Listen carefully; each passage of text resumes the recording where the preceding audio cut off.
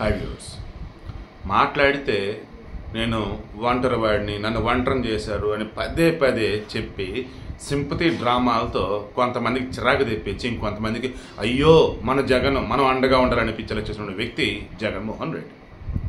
ఇప్పుడు ముద్దగడ పద్మనాభం కుటుంబం విషయానికి కూడా వచ్చినట్టయితే ఆయనేమో నేను జగన్కి సేవకుడిగా ఉంటా, పిఠాపురంలో పవన్ కళ్యాణ్ ఓడించకపోతే నా పేరు పద్మనాభరెడ్డిగా మార్చుకుంటా అని అంటూ ఉంటే వాళ్ళ పిల్లలకే విసుగొచ్చి వాసవి ఆన్లైన్ సర్వీసెస్ మా వద్ద పాస్పోర్ట్ వీసా సర్వీసెస్ కలవు. వీసాలో 99% అప్రూవల్ సక్సెస్ రేట్ ఉంది. Please contact 8019482544. ఏంది నాన్న, ఒకప్పుడు ఎంత గొప్పగా ఉన్నావు, ఈ రోజు ఏంది, ఎవరికో సేవకుడిగా ఉండేది ఏంటి, అండ్ మోర్ ఓవర్ అన్ని కులాలను కూడా కలుపుకొని పోతూ అందరి దగ్గర కూడా సొంత మనిషిలా ఉంటున్నాడు పవన్ కళ్యాణ్ మీద ఇష్టం మాట్లాడుతున్నావే, ఏంటిది, ఎందుకు నేను ఈ రకం వైసీపీలు మార్చారని చెప్పేసి బాధపడుతూ ముద్రగడ పద్మనాభం కూతురు క్రాంతి ఆమె ఒక వీడియో కూడా రిలీజ్ చేశారు.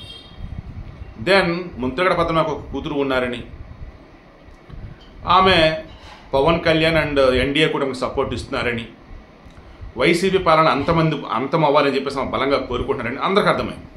దెన్ ఇంకా ముద్రగడ పద్మనాభం వచ్చాయి.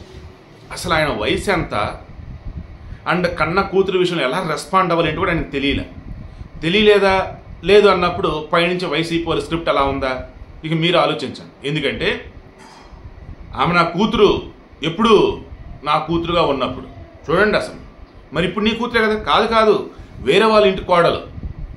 సో నా కూతురుగా ఉన్నంతకాలమే నా ఇది, ఇప్పుడు వేరే వాళ్ళ ఇంటి కోడలు నాకు సంబంధం లేదన్నాడు. ఎంత దారుణం అండి అసలు ఇది. పుట్టింటి నుంచి చీర సార తర్వాత పండుగలు పబ్బాలు ఇవన్నీ పుట్టింటి నుంచే కదా. అరే ఒక ఆడపిల్ల పుట్టింది శివైక్కించిందే వరకు పుట్టిలంటే ప్రేమ, అనురాగం, ఆప్యాయత, బంధాలు, బంధుత్వాలు ఇవన్నీ ఉంటాయి కదా. ఇవన్నీ వైసీపీలకు పట్టవు. షర్మిలని ఎగ్జాంపుల్ తీసుకోండి. ఒక శుభకార్యానికి చంద్రబాబు గారిని పిలవటానికి వెళ్తే ఆమెను ఏకంగా పసుపు చీర కట్టుకొని వెళ్ళింది, మోకరెళ్ళింది, గబ్బు చేసి పెట్టారు. అండ్ ఆమె ఎప్పుడైతే కాంగ్రెస్ పార్టీలో ఉన్నారో అండ్ ఎప్పుడైతే జగన్మోహన్ రెడ్డి పరిపాలన గురించి మాట్లాడారో ఎవడెవడో చేత్తో గలీజుగా వీడియోలు పెట్టేస్తూ ఉన్నారు. అసలు ఏమాత్రం బంధుత్వం అన్న దానికి కానీ, అనురాగం అన్న దానికి కానీ, ప్రేమ ఆప్యాయత అన్న దానికి కానీ వైసీపీలో చోటు ఉండదు అన్నట్టుగా తయారు చేశారు షర్మిల మీద చేసిన వ్యాఖ్యలు. అఫ్కోర్స్ సునీతారెడ్డి మీద కూడా పాపం. అంతెందుకండి, వైఎస్ వివేకానంద రెడ్డి బ్రతికున్నప్పుడు ఏం మాట్లాడారు, ఆయన చనిపోయిన తర్వాత శవరాజకీయం చేస్తూ ఆయన ఎంత గొప్పగా కీర్తించారు. ఆ తర్వాత ఎప్పుడైతే సిబిఐ ఎంటర్ అయ్యి అవినాష్ రెడ్డి, భాస్కర్ రెడ్డి వీళ్ళ ఇన్వాల్వ్మెంట్ ఉందిరా బాబు అని చెప్పేసి అన్నారు. ఇక మొదలెట్టేశారు వివేకానంద రెడ్డి ఆడవాళ్ళు పిచ్చోడు, కామాంధుడు, అది ఇదండి పాపం అన్యాయంగా. నాకు కూడా తెలుసు వివేకానంద రెడ్డి పర్సనల్గా మనకి చాలా మంచోడు. సరే ఇంకా వేరే రిలేషన్స్ అనేది వ్యక్తిగతం, అది దానివల్ల సొసైటీకి ఏమిది ఘోరం పాపం. వీళ్ళు ఇప్పుడు మరలా ఏం చెప్తారండి, టీడీపీ జనసేన కుటుంబాలను చీల్చిద్ది, రాజకీయాల కోసం ఏదేసారి చేస్తారు. ఎవడు చేస్తుంది ఆడ, వైసీపీ కదా. అరే నిన్న అనకాపల్లి ఎంపీగా పోటీ చేసిన బూడి ముత్యాల నాయుడు ఎవరు ఉన్నారు, ఉప ముఖ్యమంత్రి. కన్న కొడుకే న్యాయం చేయలేని ఆయన రాష్ట్రానికే న్యాయం చేయాలి, ప్రజలకే న్యాయం చేయాలి, ముందు ఆయన ఓడించి పక్కన పెట్టండి అని చెప్పేసి వాళ్ళ కొడుకే వచ్చాడు. నిన్న అంబటి రాంబాబు ఆయన అల్లుడు ఎవరు శవం మీద పేలాలు ఏరుకుని తినే రకం అత్యంత వరస్ట్ ఫెలో, ఇతను నీచుడు, ఇతను ఎలా మీరు గెలిపిస్తారు చిచ్చి అని చెప్పేసి వాళ్ళ అల్లుడు అన్నాడు. వాళ్ళ అల్లుడు అనే దానికి ఏమంటాడు ఇతను, ఇక్కడ కుటుంబ పరంగా చాలా విషయాలు ఉన్నాయి, నా కూతురు నా దగ్గరే ఉంటుంది, మన వాళ్ళు కూడా నా దగ్గర ఉంటున్నారు మనవరాళ్ళు, సో అతను దూరంగా ఉన్నాడు, ఇంక మీరు అర్థం చేసుకోండి అని ఎంక్వైరీ చేసి తెలిసింది అంబటి రాంబాబే వాళ్ళ మధ్య చీలిక కారణమయ్యారని. ఏది, కూతురు అల్లుడికి మధ్య ప్రేమ వివాహం ఉండటం వల్ల ఇక రకరకాల ఇష్యూస్ వల్ల పాపం అల్లుడు ఎంత ప్రాధేయపడ్డా సరే కూతుర్ని పంపలేదని, ఇక దాంతో అల్లుడు దూరంగా ఉంటూ ఉన్నాడని. ఇదిగో ఈరోజు ఎన్నికలు వచ్చేసరికి ఇక ఇటువంటి వర్డ్ రాజకీయాల్లో ఉండకూడదు, అధికారాన్ని అడ్డం పెట్టుకొని ఎంత వరస్ట్గానే సరే పాల్పడతాడు, ఇటువంటి వర్డ్ని ఓడించాలని చెప్పేసి అతను కోరడు. అతని పట్ల అంత సింపతి చూపిస్తూ ఉన్నారు. అంబటి రాంబాబు చీ అంటూనే ఉన్నారు. బట్ అంబటి రాంబాబు అయితే మీకు తెలియదు కుటుంబ విషయాలు అని చెప్పేసి అంటాడు. పవన్ కళ్యాణ్ కుటుంబ విషయాలు మాట్లాడవచ్చు, పవన్ కళ్యాణ్ భార్యల గురించి పెళ్ళాలంటూ మాట్లాడవచ్చు, పవన్ కళ్యాణ్ పెళ్ళిళ్ళ గురించి అయ్యింది 3 అయితే 4, 6 ఇష్టం మాట్లాడవచ్చు. వాడెవడో వస్తాడు ఇంకొకరు రెడీగా ఉన్నారంటాడు. ఒరే కడుపుకి అన్నం తింటున్నారా ఇంకేమైనా తింటున్నారా అని ఓపెన్గానే చాలామంది పోస్టులు పెడతా ఉన్నారు. ఇప్పుడు వేరే దాకా వచ్చేసరికి ఏమో పర్సనల్ అట. నిన్నటి వరకు మాట్లాడింది వేరే వాళ్ళ గురించి వచ్చేసి అది పర్సనల్ కాదట. ఏమనాలి? ఆమె ఎవరు? జగన్ మేనత్త.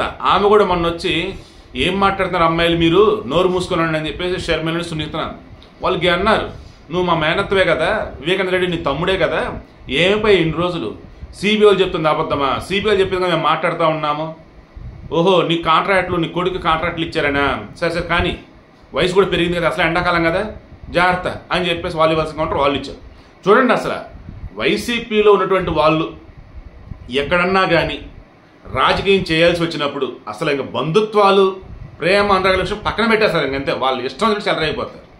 బట్ పవన్ కళ్యాణ్ నిన్న తునిలో ఈ ముద్రగడ పద్మనాభం యొక్క కూతురు క్రాంతి, అల్లుడు చందు జనసేనలో జాయిన్ అవడానికి వస్తే పార్టీ కండువా వేయకుండా, అదే మీరు జగన్మోహన్ రెడ్డిని గమనించండి, కేసినేని నాని వాళ్ళ తమ్ముడు చిన్ని ఇద్దరి మధ్య అసలు లేనిపోని ఇది తెచ్చేసి చివరికి ఆ కేసినేని నాని వచ్చేసి వైసీపీలో జాయిన్ ఇవిడేటి కండువ కప్పేశారు.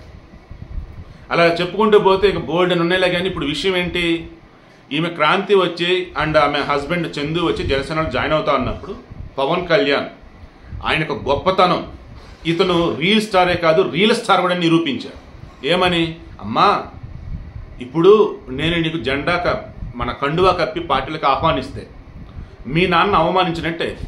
ఆయనేమో నేను వైసీపీలో ఉన్నాను అంటున్నాడు, మా కుటుంబం మధ్య చీలిక తెస్తున్నారు అంటున్నాడు, భయపెట్టినా నేను భయపడిన అంటూ ఉన్నాడు. ఆయన ఎందుకు అలా మాట్లాడుతున్నాడు ఏంటి అన్నప్పుడు ఆయన రీజన్స్ ఆయనకు ఉంటాయి.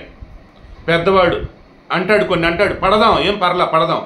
కాపు ఉద్యమ నేతగా కాపు రిజర్వేషన్ సంబంధించి ఆయన పోరాటం నాకు తెలుసు.